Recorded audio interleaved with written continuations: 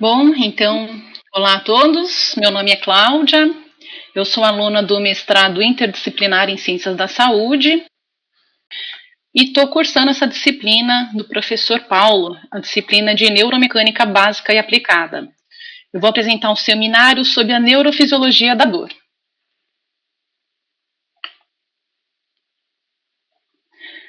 Bom, em primeiro lugar, eu acho que é importante a gente definir o que é dor.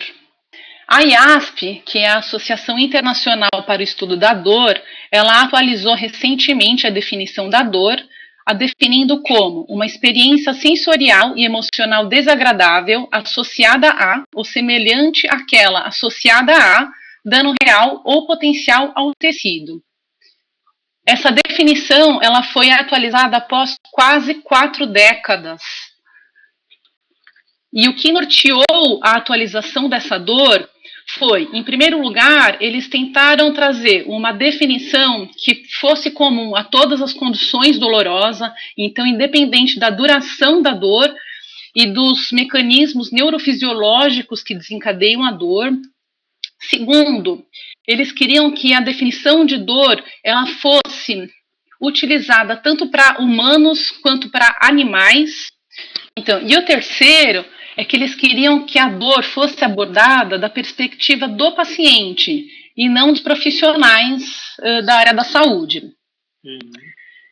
A Classificação Internacional de Doenças, a CID-11, que entrará em utilização no ano que vem, ela utiliza a definição antiga ainda da dor, da IASP, que é uma experiência sensorial e emocional desagradável associada a um dano real ou potencial ao tecido ou descritas em termos de tal dano.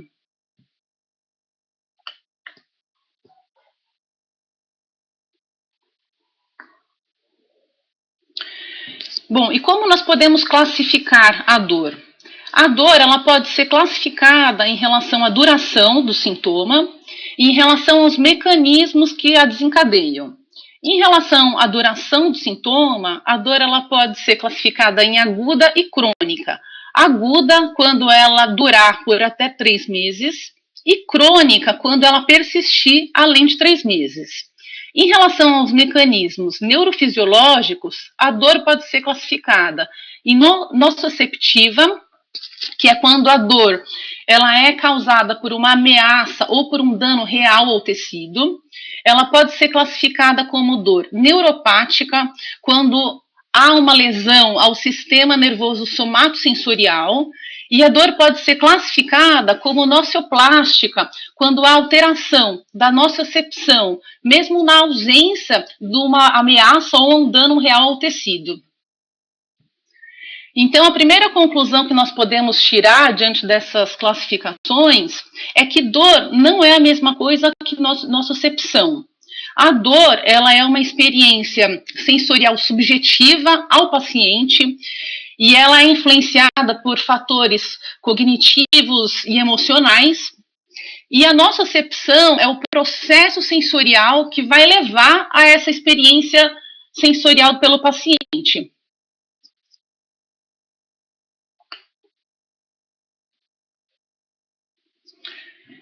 Em relação à dor crônica, ela foi recentemente classificada em relação à sua etiologia em primária e secundária.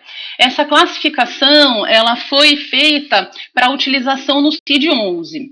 Então, a dor crônica primária é quando a dor crônica ela é uma condição por si só e não está associada a nenhuma outra patologia.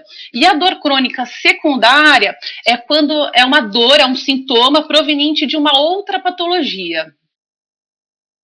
Em relação ao curso clínico da dor crônica, a dor crônica pode ser classificada como contínua, que é uma dor que ela está sempre presente.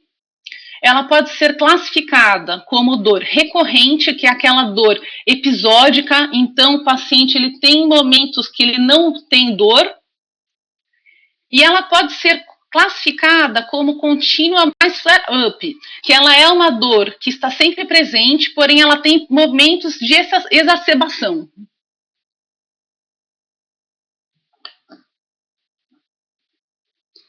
E por que sentimos dor? Qual que é a função, né, dessa sensação tão desagradável para nós? A dor, na verdade, ela é um sistema de alerta que ela nos evita entrar em situações que podem ser prejudiciais a nós. Então, ela nos evita a causar danos aos tecidos, né? E como que o corpo, o organismo responde a esse sistema de alerta? Ele responde através de duas formas. Através do reflexo de retirada. O reflexo de retirada é o reflexo que faz a gente retirar rapidamente a mão, por exemplo, quando a gente encosta numa superfície muito aquecida. E o outro mecanismo é a inibição muscular atrogênica. A inibição muscular atrogênica é a inibição reflexa dos músculos de uma área lesada. E ele serve para ajudar a gente a manter a articulação em repouso para que ela possa se recuperar. E o que aconteceria se a gente não sentisse dor? Isso existe, isso é uma condição que é chamada de insensibilidade congênita à dor. Infelizmente, os indivíduos que possuem essa condição, eles não possuem uma sobrevida muito longa, porque eles causam muitos danos teciduais que acabam levando eles à morte.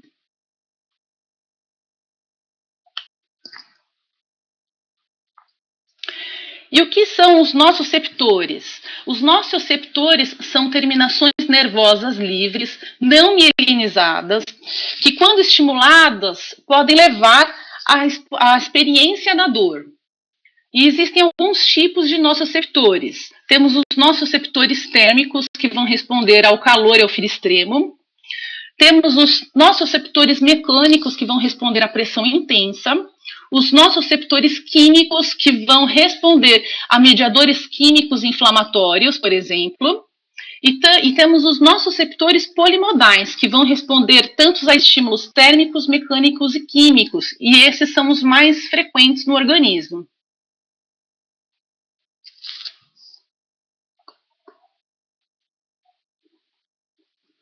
Bom, então o que acontece quando, por exemplo, o nosso corpo é perfurado por uma taxinha?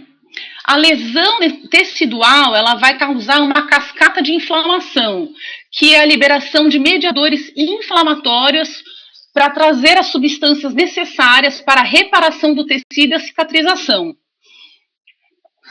Esse acúmulo de substâncias inflamatórias na área lesada é chamada de sopa inflamatória. E quais são essas substâncias?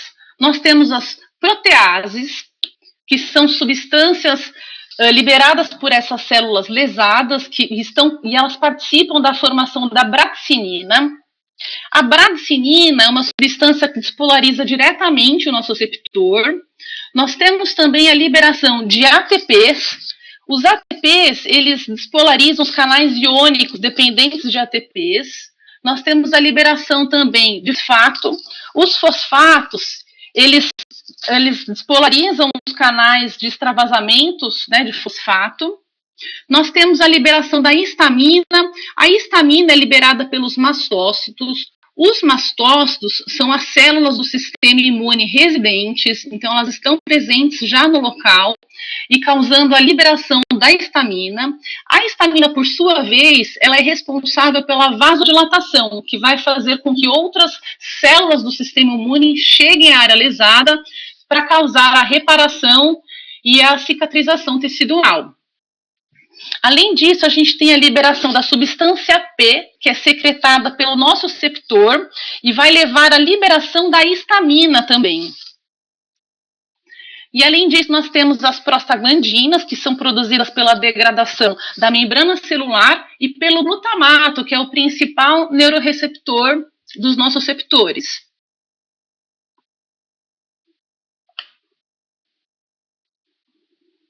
Bom, então, quando a gente pisa então na taxinha, por exemplo, essas informações sensoriais, elas são captadas pelos nossos receptores e elas vão ser conduzidas através de dois tipos de fibras. As fibras A delta e as fibras C. As fibras A delta, como a gente pode reparar nessa figura, Elas são fibras um pouco mais calibrosas do que as fibras C e tem um pouco de mielina.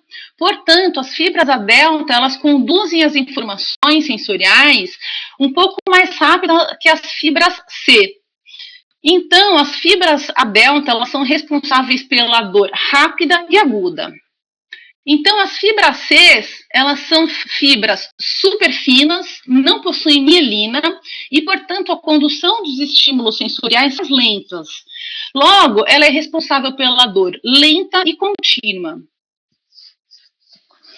Bom, então, dando continuidade, a condução do estímulo doloroso, quando a gente pisa, por exemplo, numa taxinha. Essas informações, elas são captadas, né, pelos nossos receptores, elas chegam na medula, no corno posterior, elas fazem sinapse com neurônios localizados na substância gelatinosa da medula. A seguir, após a sinapse com esses neurônios secundários, as informações elas vão cruzar, vão fazer a medula, ou seja, vai ocorrer a decussação medular. E a seguir, elas vão ser encaminhadas aos centros superiores através da via espinotalâmica.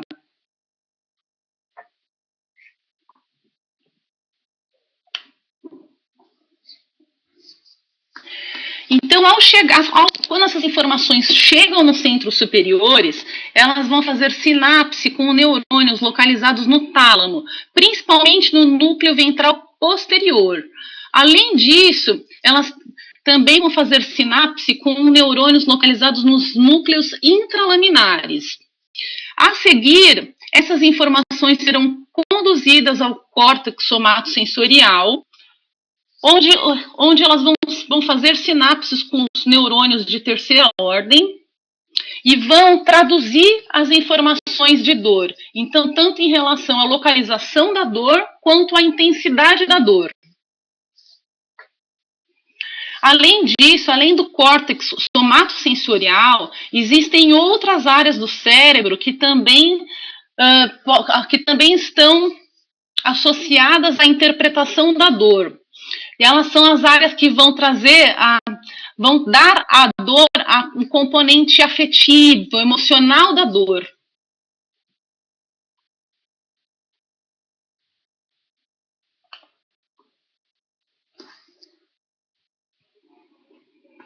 Bom, então quais são as principais conclusões que a gente tira?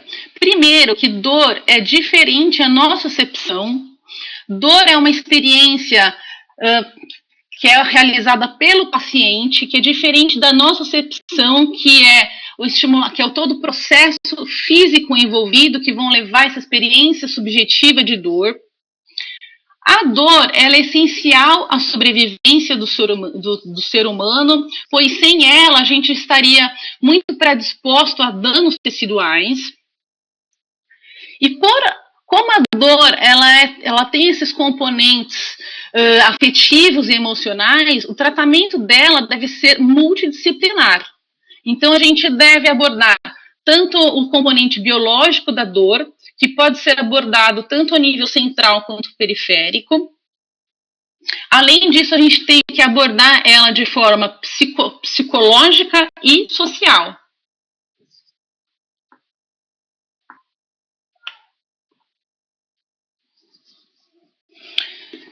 É isso que eu trouxe para vocês, professor.